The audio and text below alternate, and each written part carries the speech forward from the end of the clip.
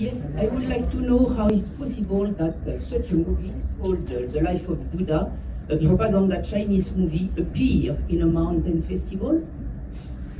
How it was accepted? Oh, 他说那个 Life of Buddha 怎么来参与了这个 KIMFF 的这个电影节报名的？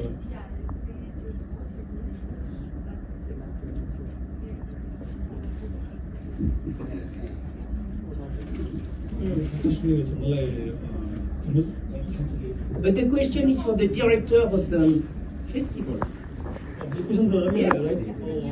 How you could accept? How can you accept in a mountain movie festival to present such stupid propaganda Chinese movie?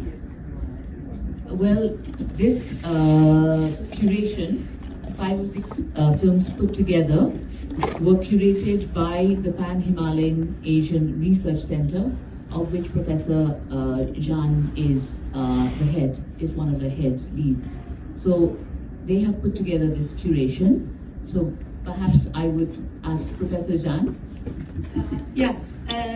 At first we decided to take part in this wonderful KIMFF, and we issue this news by the link. And 6 films, they reported they want to take part in this film festival, so we put them together.